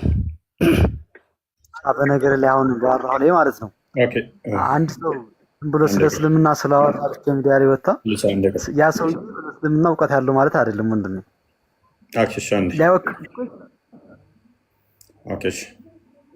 ያ ግለሰቦችን እንተዋቸውና ቃል ተብሎ መጣ። በቃ እንደማያውቃታየ ነው ሴት። ዋናው ነገር ምንድነው? እሱ ማወቅ ያለባችሁ አሁን ላይ ጥሩ ነው፣ ጥሩ መነቃቃቶች አሉ። ብዙዎች እየጠየቁ ነው። ብዙዎች እኛ የምንፈልገው እንዲጠይቅ ነው። ሰው አይምሮውን እንዲጠቀም የማድረግ ስራ እንጂ ማንንም የማስገደድ እንትን የለውም። እኛ ደግሞ ክርስቲያኖች ነን። ድራማ የምንሰራበትም ቤት አይደለም ቤታችንም። አይታችኋል። የኔን ፕሮፋይል እያስደረጉ ራሱን ኔ ያሰድቡኝ ነበር። ቤታቸውን ከፍተው ሰሞኑን በደረሰባቸው ድቀሳ ማለት ነው። እፎይ ስማቸውን እፎይ፣ ከዛ የኔን ፕሮፋይል፣ ከዛ ኔን ያሰድባሉ ቤታቸው ውስጥ ማለት ነው። የዚህን ያህል ክርስቲያኑ ጅል ይመስላችኋል? እንደነሱ ስሙን እፎይ ብሎ የኔን ፕሮፋይል አድርጎ ከዛ ኔን የሚሳደብ እነሱ ቤት ገብቶ እንደዚህ ጅል ይመስላችኋል ክርስቲያኑ? ኢቨን የሆነ ቴክስት ክርስቲያን አለ ሜይ ቢ እሱን ብታሳያቸው እንደውም እርስ በርስ እየተጻጻፉ ልክ እኔ እንደጻፉ አድርገው ላይ ይለቃሉ። አንብበላቸው። ያ የእፎይን ፕሮፋይል አድርገው ነው እንግዲህ ቴክስት እየተጻጻፉ ልክ እፎይን ነው በማለት ማለት ነው አስመስለው። እኔ ምን አይነት አጭበርባሪ ሰይጣን እንደተጠናወታቸው ነው የሚገርመኝ ማለት ነው። እና ምንድነው እፎይ ማታ ይምሩ ሲጠብቅ ለምን ቀራህ አይነት ነገር ይጠይቁታል። ከዛ ኧረ እኔ አልችለውም ወገኔ ሁሱንም በግድ ነው ማለት እችላለሁ ትሌለ እንዴ? እንደዚህ እነሱ ናቸው ይህን የሚሰሩት። የሚገርም ነው። አዎ እችላለሁ፣ ግን እኔ ካልመጣው ሰው ሁሉ ወደ እስልምና እንዳይሄድ ሰግቼ ነው ወገኔ። እመነኝ እፎይ አንተን በቅርቡ ትሰልማለህ። ምን ይላል እዚህ ጋር? ወገኔ እኔም ለራሴ እስልምናን እየተማርኩ ነው፣ የምናይ ይሆናል። እሺ እፎይ እንጠብቅሃለን በቅርቡ። ይህንን እያደረጉ ይህንን እየጻፉ አካውንቶቹን አሳያቸው። ሙስሊሞች ናቸው። አሁን እንደዚህ እያደረጉ በእኔ ስም እየከፈቱ እፎይ እንደዚህ ያለ ብለው ይፖስታሉ። እንደዚህ አይነት ቆሻሾች ጋር ማውራት በራሱ ያስጠላም። በኢየሱስ ስም አይሰለችም? ከእንደዚህ አይነት ቆሻሾች አንድ ቀን ሁላችሁም ወደኛ ትመጣላችሁ። እሱ ግልጽ የምር መጨረሻ ላይ ማለት ነው። አምላክ ለማድመቅ የምንመጣው ስፋደርበኝ አፍራሁን አይምሯ ተነክቶባታል። አይምሯ ተነክቶባት ነው ይሄን ያለችው። አይነውታል። እንደዚህ አይነት ቆሻሻ ነገር ጤናማ እንዳልሆነ ገብቶች ነው። በሰው ስም አካውንት ከፍቶ ፕሊስ አንደርቡኝ፣ ፕሊስ አደረጉ። ያንተን ፕሮፋይል አድርጎ በአንተ አካውንት ከፍቶ ሰው እንደዚህ ቢዋሽብህ እንኳን እኔ አንተ ያስጠላሃል። እንኳን ብዙ ተከታይ ኖረው እንዲህ ምሰረተውና ያውም ንጽጽር ሃይማኖት አስተምራለሁ የሚሉ እንደዚህ አይነት ድራማ ሲሰሩ በጣም የሚሰለቸው፣ በጣም ነው የሚቋቅ የሚለው። እኔ ልቤን የምለምነው ጌታን የምለምነው እንዳልጠላችሁ ነው። እናንተ ፐርሰናሊ በሰውነታችሁ እንዳልጠላችሁ፣ ሙስሊሞች የሚባሉትን እንዳልጠላቸው ነው። በጣም ጸያፍ ነገር ነው የሚያደርጉት። ይሄ ጸያፍ ነገራቸው እነሱ ሰውነታቸውን እንዳልጠላ ሁሌም ጸሎት አደርጋለሁ።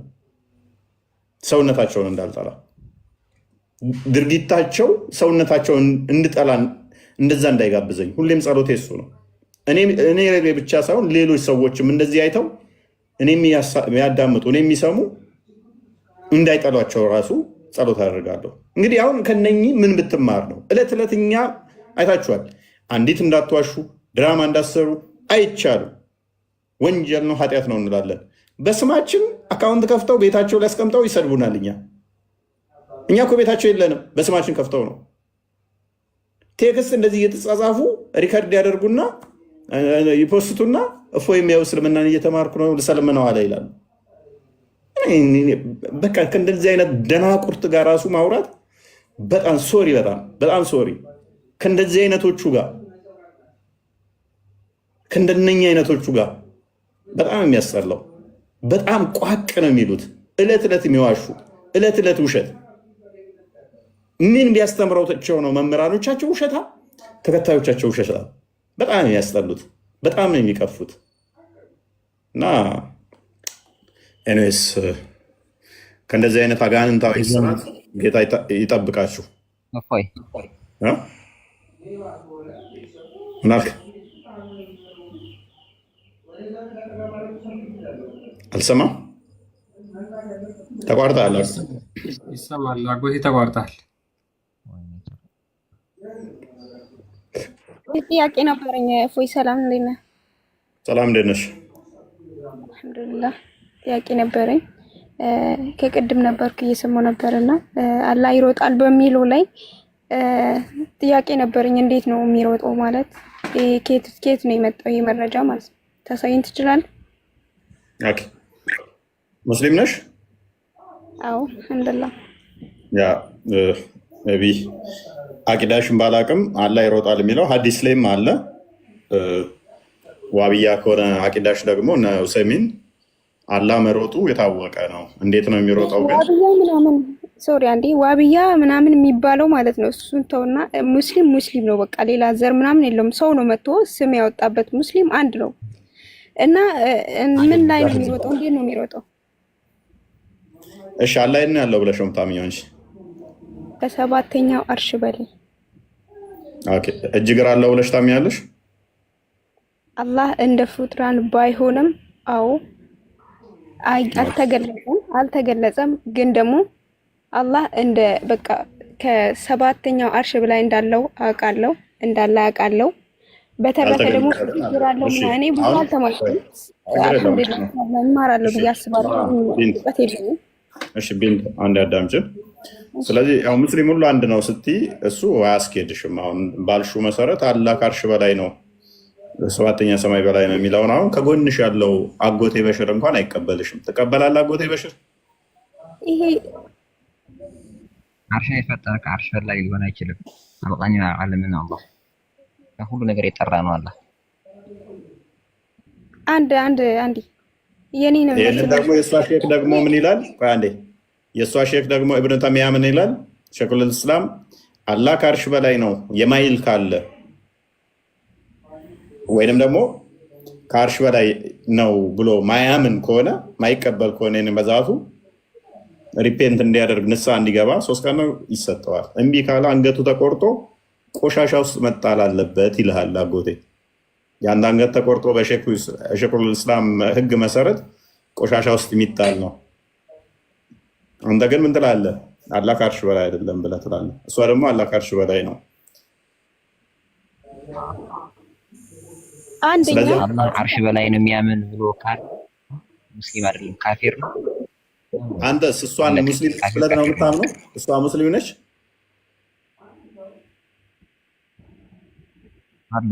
ነኝ መንፈስ ነው እንጂ አይደለች አቂዳ ልጅነት ነው እፎይ የኛ ልጅ ተባሰ ተያይዛችሁ አጠየቀችኝ ሮጥበት እንጂ እሷም ደግሞ እኔ ምኑ ከአቂዳ ውጪ እኔ አሁን የጠየኩትን ጥያቄ ብቻ ምን እኔ መቆየት አልፈልግም በቃ አንዴ እፎይ እዚህ ጋር ማለት ነው እዚህ ጋር አንዴ እንትን ሲቶኝ አንዴ እሺ የልይቷን ማለት እሱን ከፈተው ሙቤ እንቀጥላለን እኔ መቆየት አልፈልግም ምክንያቱም እኔ ብዙ እውቀት የለኝም አንደኛ ሁለተኛ ደግሞ መጠየቅ የፈለኩት ከእስልምና ብዙ ነገር እየተማርኩ ነው ሰሞኑን ስታደርጉ በነበረው ብዙ ነገር ላይ ከእናንተ መማሩ አለ ከኛም እሺ አዲሱን እንስተሽና ከአዲሱን እንስተሽ እሺ ምንድነው እሱ እሺ አዲሱን እንመልከተውና ይሮጣል የሚለውን ሊትራሊስቲክ የሆኑት አታሪ ወይንም ደግሞ የአንቺ የምትከተዩ አይነት አላህ ከአርሽ በላይ አለ የሚሉት አዎ ይሮጣል ብለው ያምናሉ ሀባሾቹ ግን ይሄንን ይተረጉሙታል ሀባሾቹ ይተረጎማሉ ብለው ያስቀምጡታል ከሌሊቱ 1/3 ወደ ቅርቢቱ ይመጣል ብላችሁ እናንተ ስለምታምኑ ወደ አላህ በቀረባችሁ ቁጥር እሱም ደግሞ ከሌሊቱ 1/3 ወደ እናንተ ይቀርባል ኢቨን ከምድር ይልቅ ተራራ ላላህ ቅርብ ነው ከምድር ይልቅ ዛፍ ላይ ወጪ ላላህ ቅርብ ነው አላህ ማለት አንድ ቦታ ቁጭ ብሎ እኮ አላህ ማለት እኮ በአንዴ ምድርና ሰማይን መገለባበጥ የሚችል እኮ አምላክ እኮ ነው። አንድ ቦታ ቁጭ ብሎ ምንም ነገር መስራት የሚችል ማለት ነው። በቃ ከትልቀቱ የተነሳ ማለት ነው። ሁላችሁም ይሄን ታውቁታላችሁ። አንድ ጊዜ ዝናብ ሲዘንብ መብረቅ እንዴት ምድርና ሰማይን መብረቅ እንደሚያደርግ አታውቁም እንዴ? ፈርታችሁ አታውቁም?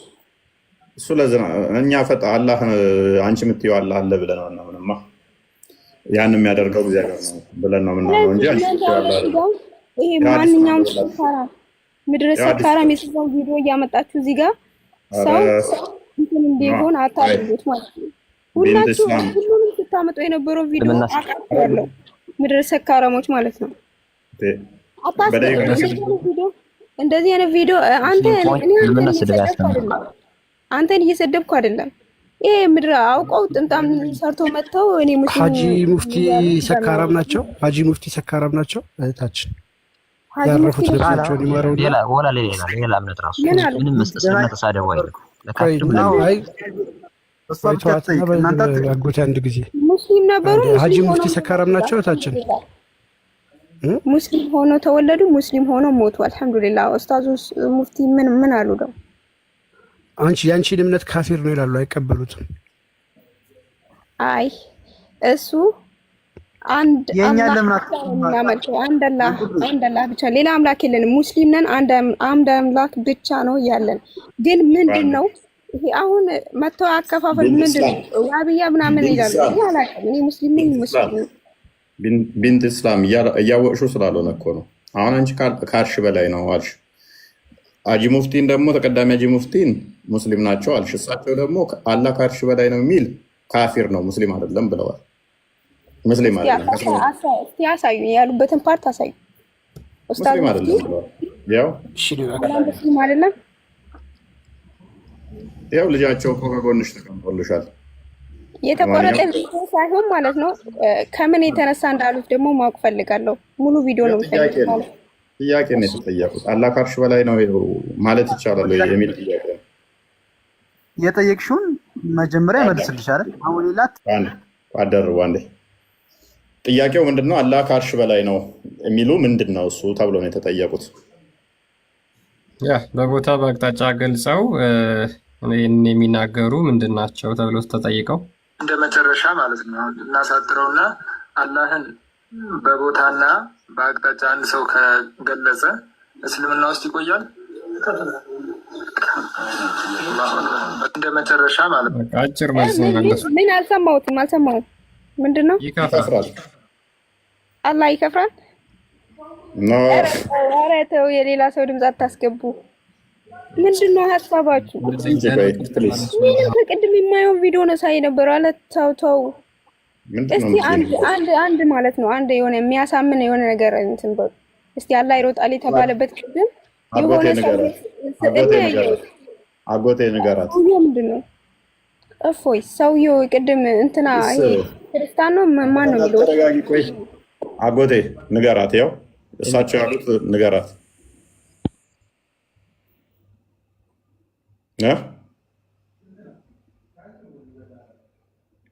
አልሰማም። አጎቴ ያለ ሲጀመር አልተመቸው ይሆናል። የራሳቸው የሙፍቲን ድምፅ አይደለም ሲጀመር ቅንብር ነው። ለምንድን ነው አንዴ ቅንብር አይደለም። ቆይ አንዴ ተረጋጉ። ቅንብር አይደለም፣ ቅንብር ነው። እኛ እኮ የአባታችንን ድምፅ በደንብ ነው የምናውቀው።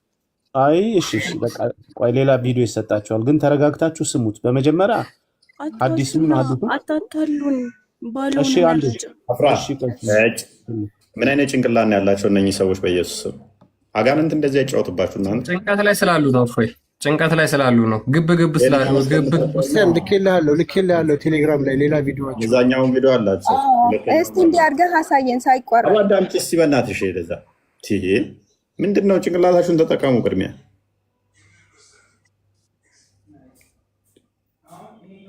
ቢያንስ እዚህ ጋር እኮ እኛ ኦልድ ኢነፍ ነን።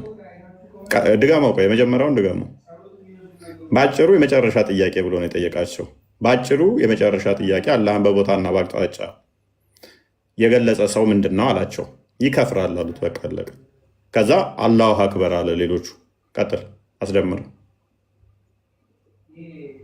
ሮሽን በደንብ እንትን ብለሽ አዳምጪ ማለት ነው። አሁን እናሳጥረውና አላህን በቦታና በአቅጣጫ አንድ ሰው ከገለጸ እስልምና ውስጥ ይቆያል እንደ መጨረሻ ማለት ነው። ሰምተሻል ነው? ይደገምልሻል። ታዳኛ ምናል አላህ አርሽ ላይ ነው እንጂ እኮ እዚህ ቦታ ነው እዚህ ቦታ ነው ያለ ሰው አንቺ አትደርቢ። ቆይ እውነት ነው ብላ አሁን ደግሞ መጣች። እኛም እንደዛ ነው እናምናለች። እሳቸው ምንድን ነው ያሉት? አላህም በቦታና በአቅጣጫ የገለጸ ካለ ምንድን ነው ባጭሩ መልሱልኝ አላቸው። ይከፍራል አሉ። ከዛ ሰው አላሁ አክበር አለ። ቢንት ሰምተሻል? እፎይ አመሰግናለሁ ሁለቴ ስላሰማኝ። ግን ድምፁ የእሳቸው ሳይሆን ሲጀመር ድምፁ የሆነ ነገር አለው፣ የሆነ በቃ የሆነ የሚያስተጋባ ነገር አለው። ቆይ ችግር የለው። የአባቷን ድምፅ በደንብ ትለየዋለች እቺ ልጅ። እውነትም ድምፃቸው ትክክል ነው፣ እሳቸው ናቸው። ግን ደግሞ አሉትም ትክክል ነው። እኛ ደግሞ አላህ አርሽ እዚህ ቦታ ነው አላለም። ዲቤት አድርጉ በቃ ሁለታችሁ። እሺ አልሰማ ካላችሁ አንቺ እሳቸው ናቸው ታያለሽ፣ እሳው ደግሞ አጎቴ ደግሞ እሳቸው ነው። እሳቸው ድምፅ አይደለም ይሄ።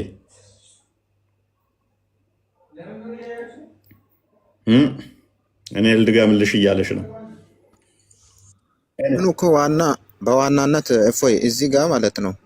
እነኚህ ማናቸውም ሌላ ቪዲዮ ደግሞ እንጨምርላችሁ። ከአርሽ በላይ ደግሞ ተብለው ተጠይቀዋል። ቢንት ምንድነው አይሚን አፍራ ምንድነው አርጉመንቷ? እኛ በቦታና በአቅጣጫ አልገለጽንም፣ እሳቸው ብለውታል። አዎ ይከፍራል ብለዋል። ቆይ አንተ ኔትወርክ እያስቸገረ ነው አጎቴ።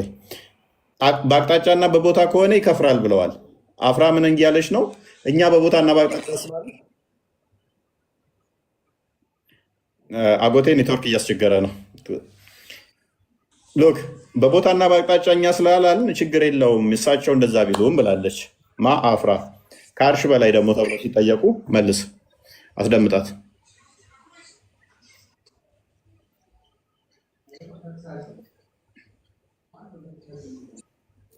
አስደምጣት አለ ቃል ልኬልሃለሁ ብሎ ነበር። ኦኬ እኔ ልላክልህ? አዎ ልኬልሃለሁ። ከፈለክ የሁለተኛውን 15 ሰከንድ ልኬልሃለሁ። የመጨረሻው ክፈት ወይ አለኝ እኔም አክቹዋሊ አንዴ ቦታም አይፈልግ ማለት ነው። አርሽም ላይ አይደለም ማለት ነው። አርሽ ላይ ነው ታረ ሰውየው ከድና ስለሚወጣ አላህ ከቦታ የጠራ ጌታ ነው። አላህ ተከይ የጠራ ጌታ ነው። በቀኝ ነው ተው ቢንት እስላም እየሰማሽ ነው? እሺ ምን አሉ? ምን ቪዲዮ ነው? ቦታ የጠራ ነው። አርሽ ላይም ነው ካለ ከእስልምና ይወጣል፣ ይከፍራል። የእሳቸው ድምፅ ነው አይደለም? ይሄ የእሳቸው ድምፅ ትክክል። ስለዚህ እንዳንቺ አስተምሮ ከሆነ ከእስልምና ወጥተሻል። በእሳቸው አስተምሮ ለኝም ብያለሁ እኮ ከአርሽ በላይ ነው። ከአርሽ በላይ መሆኑን ደግሞ ወጥተሻል። ይወጣል ከእስልምና አሉ። እንደዛ ሚል ይወጣል ከእስልምና። ኤኒዌይስ ወደ ሩጫው ተመለስ ክርስቲያን። አንድ እሺ። ሌላው ደግሞ የት አለ? በስዕሉ ቅድም የሆነ ስዕል አምጥታችሁ አለ ቤንት ስሚማ፣ ቤንት ቦታ ብለዋል እኮ አርሽ ቦታን አይደለም የሚያመለክተው፣ አቅጣጫን አይደለም የሚያመለክተው ወደ ሰማይ። ከሰባተኛው አርሽ በላይ ከአርሽ በላይ የሚሉ አቅጣጫን ያመለክታል። በአቅጣጫንም የሚሉ አርሽም ላይ ነው የሚሉ ከእስልምና ይወጣሉ ያሉ። እናንተ ደግሞ አቅጣጫ ታመለክታላችሁ፣ ከሰማይ በላይ የሚለው ማለት ነው። ቦታን ታመለክታላችሁ። ለመጨረሻ ጊዜ 15 ሰከንድ ነው አዳምጡትና ከዛ በኋላ የራሳችሁን ጀጅመንት ውሰዱ ሙስሊሞች። ያ ከመድገም በፊት ግን ክርስቲያን ይሄ የእፎይ ዲቤት ማለት ነው። ራሱ ሙሉ የእፎይ ዲቤት ነው። ከግራ ነው ከቀኝ ነው አይባልም ነው ያሉት። እፎይ ሲጠይቀው ግራ እጅ አለው ቀኝ እጅ አለው ሲለው አልነበረ? እፎይ የተናገራትን እያንዳንዷን ቃል የሚዘረዝሩት እና በደንብ ብቻ ልብሽን ከፍተሽ ለመስማት ሞክሪ የሚሉትም ማለት ነው። ከልብሽ ቀጥል ክርስቲያን። ይቅርታ የማይፈልግ ማለት ነው። አርሽም ላይ አይደለም ማለት ነው። አርሽ ላይ ነው ታረ ሰውየው ከዲነል እስላም ይወጣል። አላህ ከቦታ የጠራ ጌታ ነው። አላህ ተከይ የጠራ ጌታ ነው። በግራ ነው በቀኝ ነው ከኋላ ነው ከፊት ነው ከላይ ነው ከታች ነው ይባላል። ቦታ የማይፈልግ ማለት ነው። አርሽ እኔስ ከላይ ከታች አይባልም፣ ከቦታ አይፈልግም። ስለዚህ አርሽ ላይ ነውም ካለ ከአርሽ በላይ ነውም ካለ ይወጣል ከእስልምና። እሳቸው ያንቺን አቂዳ የሚከተሉ አይደሉም። ከአጎቴ ጋር ነው የሚመሳሰሉት እሳቸው። እናንተን እንደ ሙስሊም አያችሁ። እነሱ አላህ እጅ እግር አለው ባት አለው ይሮጣል ብለው አያምኑ። ዛሬ ደግሞ የሆነ ቪዲዮ እኛ በዚህ ሰውዬ እኮ አናምንም። እሱ እኮ አይመራንም። እኛ የምመራን ቁርአን ነው ቁርአን እንጂ እሱ አይመራንም። እኛ እሺ፣ እሳቸው ሙስሊም ናቸው? እንመራም። እኛ ሙስሊም ናቸው አይደሉም? ሙስሊም ናቸው እና እሳቸው በራሳቸው ያወጡት እሳቸው ሙስሊም ናቸው እና እሳቸው እንደዛ ስላሉ እኛ ቁርአንን ግን በእሳቸው መመራት አለብን። ሙስሊም አይደለሽም ብለዋል እነሱ ደግሞ እኔ አልሐምዱሊላህ እኔ ሙስሊም ነኝ። አልሐምዱሊላህ እሳቸው ስላሉ ሙስሊም ከእስልምና ሊያወጡኝ አይችሉም። አላህ ሙስሊም አድርጎ ፈጥሮኛል። አልሐምዱሊላህ እሳቸው ያንቺን አላህ ማንም ሊነጥቀኝ አይችልም። ሱመያ ያንቺን አላህ ደግሞ እነሱ ፍጡር ነው። እሱ ሊነጥቀኝ አይችልም። እሱ ሊነጥቀኝ አይችልም። ተረጋጊ። እኔ እኮ የነጥቅሻለሁ። እሱ ይበል። እሱ ለራሱ ነው ለራሱ የቀረጸው ነው እኮ። ተረጋጊ እኮ ያንቺን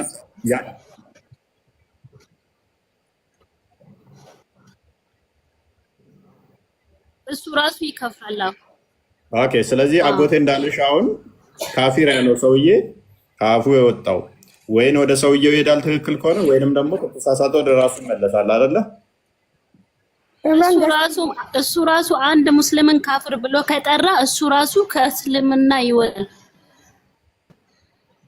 ሲጀመር ቁርአን ላይ አላህ ከአርሽ በላይ ነው እያለ ቁርአኑ አላህ ከአርሽ በላይ ነው እያለ ራሱ ባወጣ ህግ አላሁ መውጁዱን ቢላ መካን ካለ ራሱ ባወጣ በሱ መንገድ ካልተከተል ነው እኛ ከፋራ ከሆነ ኦኬ። ግን እኛ ሙስሊም ነን አልሐምዱሊላህ። ስለዚህ እሳቸው ወጥተዋል ከእስልምና።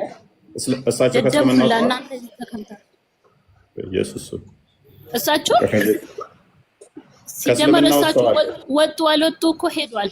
ከአላህ ጋር ተገናኝቷል። እሱ አሁን እዚህ ላይ የለም አይደል? ዱንያ ላይ የለም አይደል? በስራው ከአላህ ጋር ተገናኝቷል። እሱ አረበከሽ በቃ እኔ በነብይና መሐመድ በኢየሱስ ምንድነው አዳምጪ። ማዳመጥ ችሎታ ይኖርሽ ለወደፊትሽ። ድንቁርና እፎይ እድል ስጠኝ። ኦኬ ቀጥልሽ።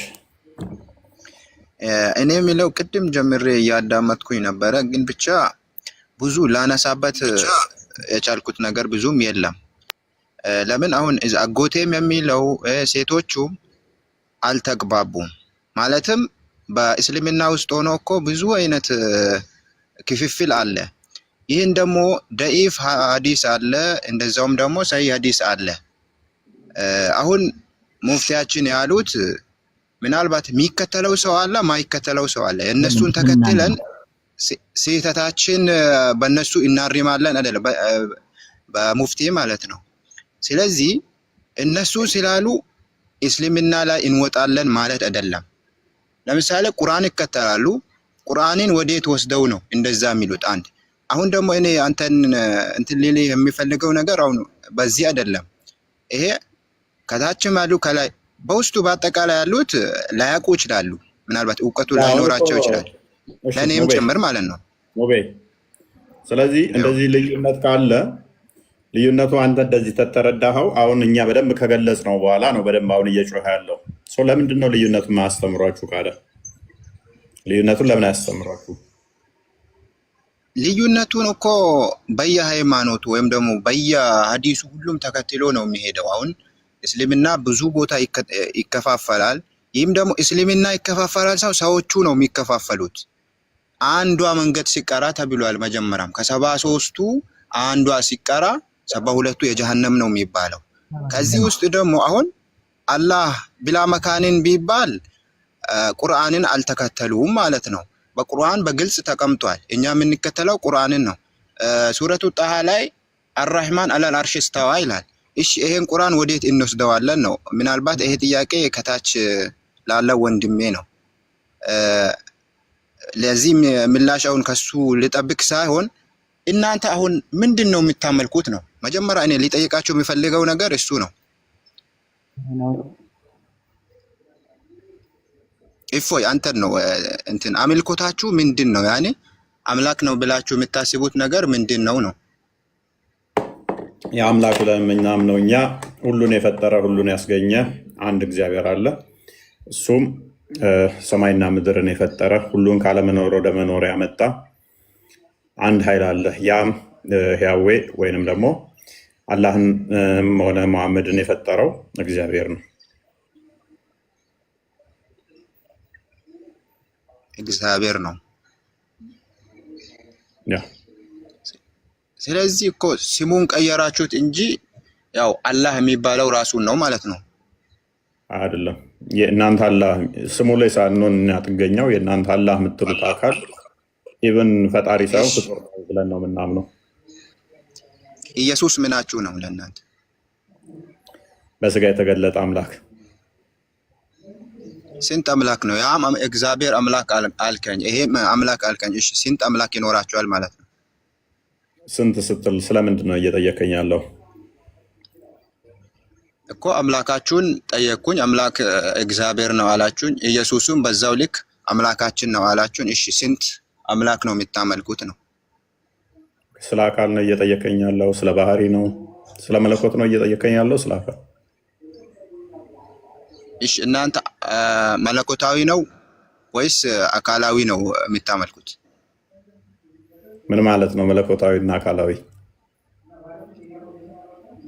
እኮ የምታመልኩት የቱን ነው? እሺ እኔም ለጥያቄ እንዲያመችኝ ማለት ነው። ስለዚህ አንድ መለኮት አለ፣ አንድ አምላክ አለ። የአንዱ አምላክ ግን በሶስት አካል ተገልጧል ብለን ነው የምናምነው። ሶስት አካል አለው። አንድ አምላክ በሶስት አካል ብለን ነው የምናምነው። ሶስት አካል አለ፣ አንድ አምላክ አለ፣ ሶስት አካል አለ። ለአንድ አምላክ ሶስት አካል አለው ነው ብላችሁ የምታምኑት? አንድ አምላክ ሶስት አካል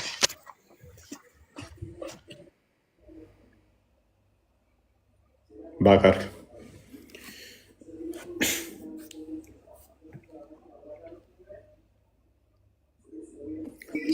ለአንድ አምላክ ሶስት አካል የሚል ትምህርትም የለንም። እንደዛ አልተባለም። ቃላት አትሸርቡ። አንድ እግዚአብሔር አለ፣ አንድ አምላክ አለ። እሱ አንዱ አምላክ ራሱን በሶስት አካል የገለጠ አንድ አምላክ እናመልካለን ነው። በአብ በወልድ በመንፈስ ቅዱስ ራሱን የገለጠ አንድ አምላክ፣ ያ እሱን ነው የምናመልከው እንጂ ለአንድ አምላክ ሶስት አካል የሚል እንደዚህ አይነት ትምህርትም የለም።